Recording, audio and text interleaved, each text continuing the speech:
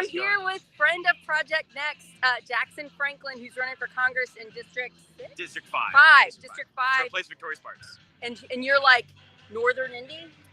It's like everything northeast of Indy. So it's like Hamilton County, Madison County, Delaware County, Tipton, Howard, and Grant County. And you do have a primary. You have other candidates. Yeah. So if you are in that area, find out now why you might want to vote for Jackson. He was on our show a couple months ago, Get the Word Out. So if you want to meet him more there, but this is the first time we're meeting in person. Yeah, it's awesome. I just watched you do an amazing speech. If you want to see the speech, just follow Jackson Franklin for Congress on your social media stuff. You can watch his awesome speech. It's a very powerful message about working class, the people representing the government instead of corporations. Get money out of politics, Medicare get lobbyists out. Yeah. And that really aligns well with Project Next mission. Of course. And it's really amazing to have you on the show in person and to be here. So we are at Indianapolis. We're at the State House. This is where I filed my paperwork to run for State House. And I was very nervous when I did that a year ago. And we're at the 5051 peaceful protest. And this one is called Rage Against the Regime. Rage Against the Regime. Play on Rage Against the Machine. Yeah, and it's also has to do with superheroes because of Gen Con. Gen Con's happening like right across from us over there. Yeah, over here is Gen Con. And there's been a lot of cosplayers, a lot of people. I saw somebody in like a full-on, I don't know whether it's Star Wars or something. Yeah, a lot of people just passing by. They start hearing like the megaphone, the music going on. They're like, "What's going on over there?" Yeah. There's a lot of people passing by, just interested in what's going on. Parking was crazy. I'm very thankful to my brother for dropping me off today, so I didn't have to park because I'm doing a speech. So you just did a wonderful speech. I'm gonna do one soon. I'll pump it up on Project Next later. I'm really nervous about it. You're gonna do great. You're gonna do great. It's a good day. And why are people here? That's my question. Why are people taking a Saturday to come to the State House with their signs? Why are they doing this? Why aren't they at home with their families or whatever? So people are tired of the authoritarianism happening in our government right now. You see Donald Trump and the rest of the MAGA Republicans and even a few Democrats that are just so beholden to this billionaire class, and they do everything that they ask for. And we're supposed to live in a democracy. We're like, we elected them to a position to represent us. Wait a minute, we want the people to elect representatives and then they do what we want? Radical. Wouldn't that be nice if that actually happened? Like, so far from it. Right now, we live in a system closer to an oligarchy than what we say as a representative democracy. Because, who's representing? It's only representing the top 1%. Right. So this campaign and what this 5051 protest is giving a voice to working people. Yeah. And that's what this campaign's all about. As we see, we've been to many 5051 protests because our messages are just right in line. Get money out of politics, expand our democracy. We need to overturn Citizens United and have public funding of our elections. What is Citizens United? I don't know whether everybody knows what that is. Citizens United is a Supreme Court decision that was made more than a decade ago that basically equated freedom of speech with like bribing politics. Like money equals freedom of speech. Well, guess what? If money is freedom of speech, then the rich will always have the loudest voice. And in a democracy, corporate dollars have no place in our democracy. We need to represent people, not just these top CEOs that are running this country into the ground. Yeah, you know what I found out, which was crazy? I had Wendy Dant-Chesser on. She's a State House representative. She's a friend of mine. And then I also had Kerwin Olson from Citizens Action Coalition on my show. And so I was really like piecing together how things work at the State House. And I was pretty horrified to realize our elected officials in Indy take corporate bribes, take bribes from lobbyists. They get like steak dinners and Pacers tickets, and then they take the lobbyists' written bills and they get them passed, and they don't even know what's in them. Yeah. I was really horrified when I realized the truth. And I'm like, how do we not do that? We have to elect people that see the problem and want to fix it. And you are one. You see it at the national level. You want to get elected to Congress. You actually have a chance because your Republican in office isn't popular, and then she didn't win by a ton. So you have a chance.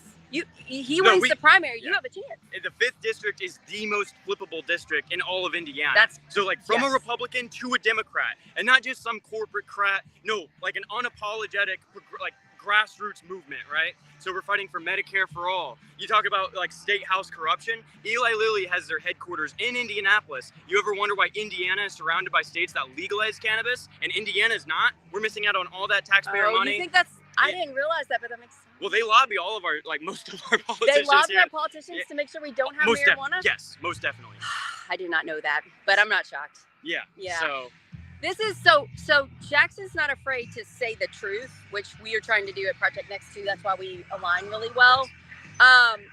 You're not going to take a bunch of donations. So you're not taking corporate. No corporate donations. We don't want like billionaires influencing. You're doing very similar to Bernie Sanders. Yes. Bernie Sanders is a huge inspiration of mine. We're doing like, me too. Mostly it's going to all be like small, like working class people. Like there's never going to be like an LLC or a business, you know, on behalf of this corporation or this business, I'd like to give you money. No. It's only working class people. So you know, you and, can't like, be bought. No. And if like I'm beholden to the voters who and I'm this trying could to happen represent. too. Like this could happen to me too. I could at first think somebody's good and they're doing it for the right reasons and work with them and then realize they're bad. I'd be like enough to say, oops, I made a mistake. A lot of politicians think that somebody's good and they work with them, and then it finds out they're bad and they don't come out and say like, whoops, shouldn't have worked with that person. They just keep quietly doing the bad thing, hoping nobody notices. Yeah. And that's why we really need brave, moral people in our government. We're forgetting the brave. We need people that can handle a bully, because what's happening in our government right now is bullies are running. Corporations are bullies with their money and their lobbyists and they're suing, their lawsuits, you know, like, and most regular people don't want to take on the bully. So they just let them get treated bad. And we need brave people. And that's one reason why I like you so much. I believe that you would not do the wrong thing, even when the right thing is really hard. Right. Yeah. We need to stand up for human rights. And it's as you mentioned bullies, Tim Walz has this awesome quote where it's like, you know what happens when like a child is bullying another child? You separate him, you explain that's bad. When an adult is bullying the entire nation, bullying the whole world, you don't just put them away. You can't explain that. Right? You know what you do to those bullies? You bully them back. You shine a light on their behavior. Right. You shine a light on what they're doing. You get them the fuck out of office. That's what you do. And we have that so bad now, not just at the national level, but at the state level in Indiana, where Indiana's now on the lists that you don't want to be at the bottom or at the bottom, at the lists where you don't want to be at the top or at the top. We're one of the worst states in the country now because we have a super majority and we've been bought, and our elected officials have been bought and paid for because of citizens action, like you're saying, Citizens United. Yep. So, you know, there's a reason why these things are happening to us. And the only way we're going to stop it is if we elect brave, moral people that are going to stand up for what's wrong. Yeah. It's kind of, it's a very low bar to ask a politician, can you not take corporate money? Like sometimes, like when I talk to some people in the political establishment, they're like, well, of course you're going to take corporate donations, right? And I'm like, no, nobody wants that. And Bernie doesn't take corporate donations. No. So you said in your speech his average one was $27. And then like Hillary Clinton's was like the average was like $2,500. I don't know. Oh, wow. Some very high number, right? So someone fact check that. But it was like, yeah, you can definitely tell which one's the grassroots movement trying to have a vision for the future and which one is just vying for political power. And you mentioned it just now, or at the beginning of our talk, it's Democrats too. Yep. It's not like we're here saying one side is good and one side is bad. No. Both sides we call it balls and strikes. Both sides accept this bad money, and we have to call it out on both sides. We can't act like one side is all good and one side is all bad. They're both bad. Yeah. There are good people on both. There are few good people. There aren't as many left on some sides, but there are still good people in there, but they're not the majority. So we got to get the majority of good people. Something to know is like there is light at the end of the tunnel here. Yes. And you know, we will overcome. We're not outnumbered. If there's anything you can take, more of us than of them. We are only out organized. And with people's movements, we have to get organized. And we've seen before, billionaires have tried to come in and like get themselves elected for office, and it's not working. We've seen Elon Musk tried to get like Wisconsin. He tried to dump money in something and it didn't work. We can beat money, but we need your help. We need grassroots, everyday people, and we need unity, not yelling. That's where I get upset. I see too much fighting amongst parties, like Democrats fighting with Democrats. We need to stop that crap, and we need to work together regardless of whether you think that person is perfect or not. On certain issues. Yeah. Because I'm not perfect. Also, I don't know everything. So sometimes I think things that might be wrong and I'll figure it out. But like, if somebody gets mad because I say one thing wrong on a live, and just like turns it off. How's that help? I don't discredit. Like, let's say someone doesn't, disagrees with. We talked a lot about money and politics. If someone disagrees with me on money and politics, I all right, you have a terrible opinion on that. I think that we should have democracy. You think that you should have an oligarchy. This is like, hey, democracy that has no bias. We're not going to compromise with that. But if it's like, okay, I think we should tax the businesses 30% and you think 29, I'm like, okay, well, that's like negligible. Yes, I get what you're saying. There are negligible things. There's some things like if they don't believe in human rights, like they don't think that like trans rights are human rights or women's rights are human rights. I'm still not going to stop talking to them though. I don't. Because I'm going to try to convince them to be on my side. Always you got to do the good work. You got to do the legwork that is needed to save our democracy. Because I have a lot of friends that are too extreme right now, and they're kind of believing the far to the left propaganda. And it doesn't mean I stop talking to them. I freaking love them. They're my friends. But when I talk to them, I'm going to try to get them to see that my neighbors in Palmyra that are Republican are not bad people. And so if we stop talking to them, and we turn them away, they just become more extreme because they're hurt by that loss of friendship, and they become even more extreme. So what are we doing? Just going to get more to the left and more to the right and more division and more division? No, we need unity. I feel like far left propaganda is people should be able to eat and have a house. I agree with you. Far right propaganda is like we need to exterminate the Jews. But so that doesn't mean it's not equal on both sides. I'm not saying there are like be friends. If you're talking this is like, a good question. So okay. I'm not saying befriend the people that are pumping out the bad propaganda. I'm saying befriend the people that believe the propaganda and have been tricked, but they're actually good people. That's there's a difference. I've convinced a lot of actually self-described conservatives. Yes. Because they don't realize that they like the populist message that this campaign has, for instance, is very attracting to working class people. Because it's like you go and talk to your Republican neighbor, your conservative, whatever. They agree with Medicare for all. Like that's something they don't want to tell you. And like the issues in this nation right now, it's not left versus right. A lot of times, the real problem, the real fight, is top versus bottom. Yes. If we realize that things are not left versus right, but it's actually right versus wrong. Like all of us working people, we're all on one team. Yeah. It's like the bottom 99% versus that top 1% that are bribing our politicians, sending our jobs overseas, breaking down our unions. We need to stand together in solidarity and fight back. We have to always see that the people at the top want us fighting.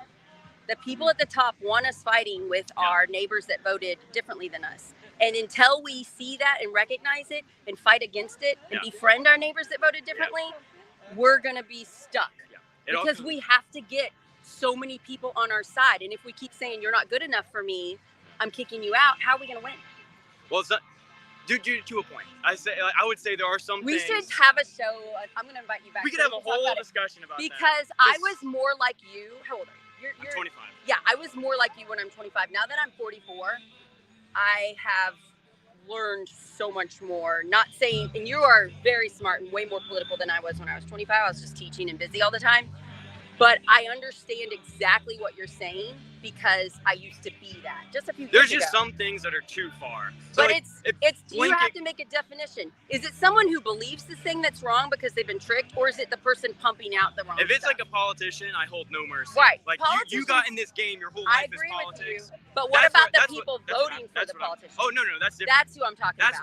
Okay, and that's the mess up there. Right now, we're going after the voters and we're attacking them and accusing them of being bad people. When I'm saying most of them are good people, they're just being tricked. Oh, most definitely. That's what my speech is going to be about. 100%. Yeah. So see, we figured out our differences right here. Yeah. Because I talk about like politicians. we're mostly on the same page. Most definitely. Well, yeah. Of course.